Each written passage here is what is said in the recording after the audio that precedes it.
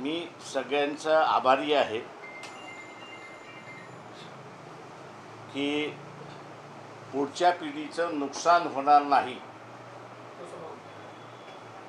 या दृष्टीने आम्ही पुकारलेल्या बंदला सर्वच राजकीय पक्षांनी पाठिंबा दिलेला आहे। मी त्यांचा असणारा मनपूर्वक आभार मानतो। परंतु पोलिसांच्या मार्फत रात्रभर नोटिसा देणं, डिटेन करणं हे मोठ्या प्रमाणात चाललेलं आहे। मुंबईसारख्या शहरामध्ये सकाळी 7 वाजेपर्यंत माझ्याकडे जी काही बातमी होती त्याच्या प्रमाणात 3,500 कार्यकर्त्यांना डिटेन करण्यात आलेलं आहे। चौक्यांवरती किंवा नाक्यांवरती बंदोबस्त असा ठेवण्यात आलेला आहे की ज्याच्यातून एक भीतीचं वातावरण निर्माण होतंय।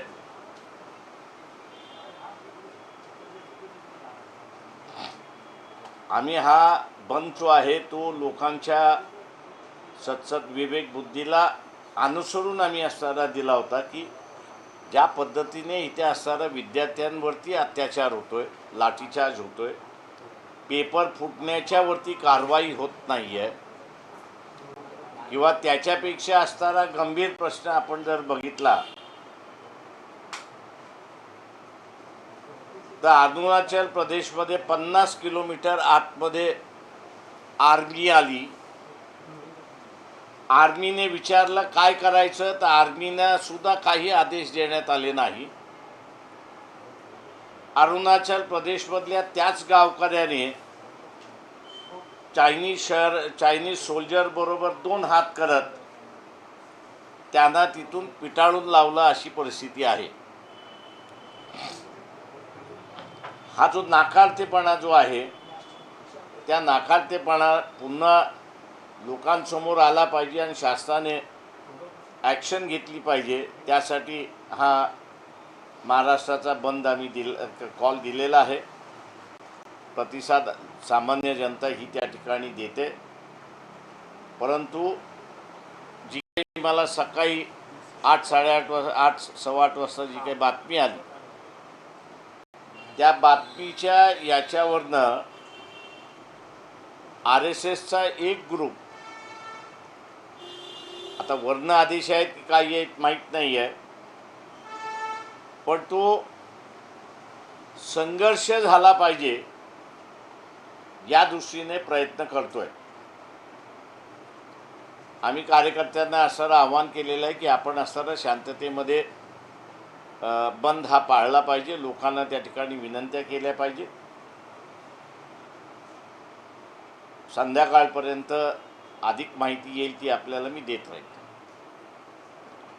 मी खूप महत्त्वाचं स्टेटमेंट केलं की RSSचा एक ग्रुप संघर्ष व्हावा म्हणून प्रयत्न करतो, याचा अर्थ तो भाजपच्या विरोधात आहे असं म्हणायचं नाही, तो प्रो BJP आहे म्हणूनच संघर्ष मागतोय। का जसा हा संघर्ष वाढेल अडचण ही असणारी सरकारला आहे।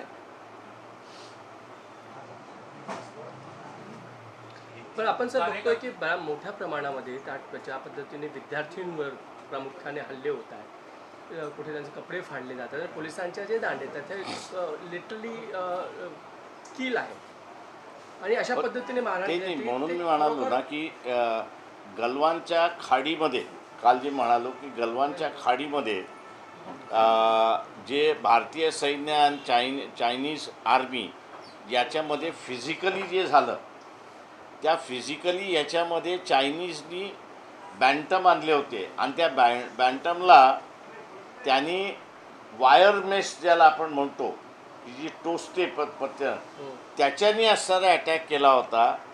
तीच सेम वायर मेश जी आहे ते विद्यार्थ्यांवरती आता वापरल्या जाते अशी परिस्थिती आहे। किंवा मी फोटोही दाखवला होता की छर्यांचा असणारा फोटो जो आहे की जो युनायटेड नेशननी बॅन केलेला आहे की हे कुठला, आणि भारतसुद्धा त्याला सिग्नेटरी आहे।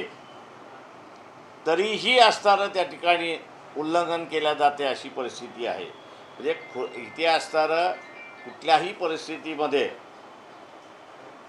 आम्ही काही केलं तर ते मुकाट्याने तुम्ही सहन केलं पाहिजे.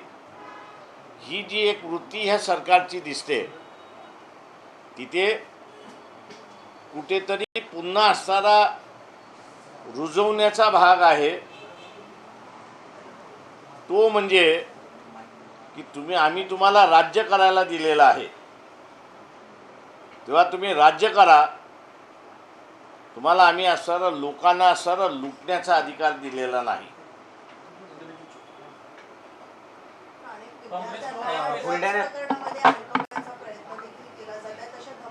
काँग्रेसकडून एक पोस्ट करण्यात आलेली आहे, त्याच्यामध्ये एक व्हिडिओ पोस्ट केला आहे.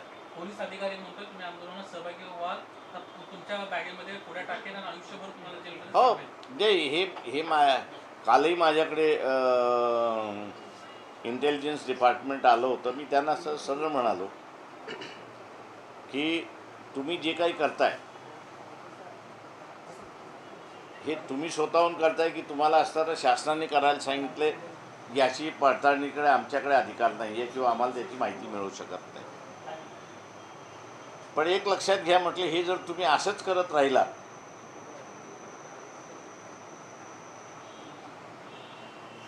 तर आज सरकारच्या विरोधातला रोष आहे,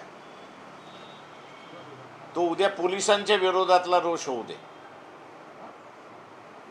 त्या का तुम्ही समोर आहात, तुमची ड्युटी आहे लॉ अँड ऑर्डर सांभाळण्याची. आम्ही असताना तिथे शांततेने आंदोलन करू. तुमच्याकडून कुठल्याही पद्धतीने दिल्लीमध्ये जे उचकवण्याचा भाग झाला तो इथे होणार नाही, याची दक्षता तुम्ही स्वतःहून घेतली पाहिजे. बुलढाण्यात आपल्या पक्षाकडून आणि ठाकरेंच्या शिवसेनेकडून एकत्रितरित्या रास्ता रोको केला जातो. तुम्ही शांततेचा आवाहन करताय. रास्ता रोको हा शांततेचाच भाग आहे, आंदोलनाचा भाग आहे. मुख्यमंत्र्यांशी काय तुमचं बोलणं झालं का? राज्यामध्ये आता संपूर्ण महाराष्ट्रात बंद करण्याची घोषणा तुम्ही केली. नाही, माझं मुख्यमंत्र्यांशी काही बोलणं झालेलं नाही. प्रामुख्याने आज काँग्रेसचा एक गट आहे तो DGPला जाऊन भेटणार आहे. त्यांच्या प्रमुख मागण्या ह्याच असणार आहे की जे काही गुन्हे प्रामुख्याने अगदी अल्पवयीन मुलांवर दाखल करण्यात आले, जे काही दादरचं आंदोलन झालं त्यानंतर, त्यासाठी ते गुन्हे मागे घेण्यात आले आणि गुन्हे दाखल करण्यात येऊ नये आंदोलकांवर, ही मागणी. तुम्ही सामील होणार आहात? पाठिंबा असेल? नाही, आमचा पाठिंबा आहे, कारण की मी आता बंदच्या ह्याच्यामध्ये आहे.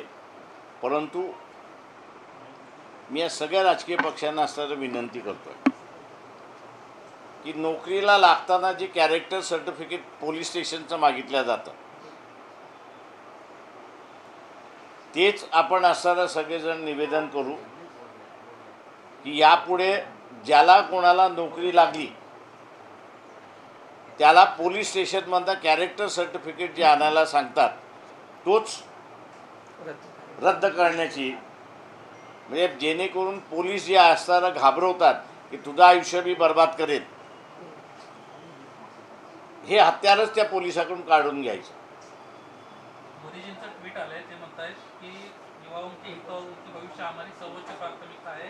हे सगळं जे प्रकरण आहे फास्ट ट्रॅक कोर्टामध्ये आम्ही चालवणार आहोत आणि कडक शिक्षा जे आहे ते गुन्हेगारांना करणार आहोत. प्रश्न असा आहे त्याच्यामध्ये की पेपर हा तुम्ही सेट करताय, पेपर सेटर हा असताना सेट करतोय. त्या इन्स्टिट्यूशनमध्ये पेपर जातात आणि तुम्ही पकडले कोणाला तर चपराशाला पकडलेलं आहे. लोक आता मूर्ख राहिलेली नाहीत.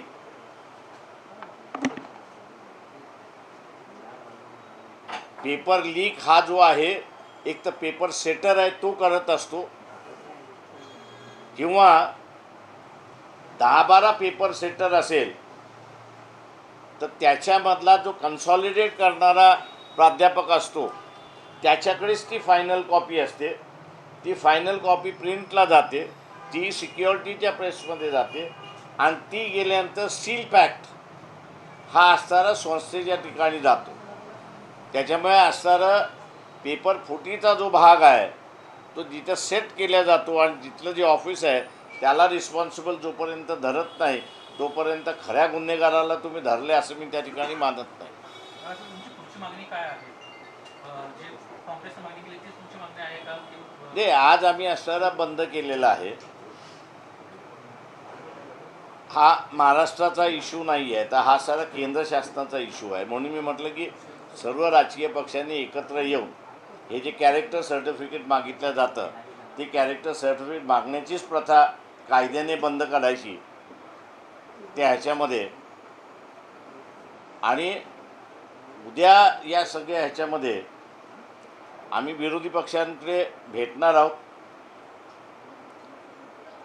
आणि कुठलीही कारवाई न करता आम्ही असताना फास्ट ट्रॅकवरती घेऊन जाऊ असं जे खोटं भासवलं जाते त्याच्या विरोधात दिल्लीमधूनच काही ॲक्शन झाल्या पाहिजेत हे आम्ही त्या ठिकाणी बघू. आता हिंदी करूँ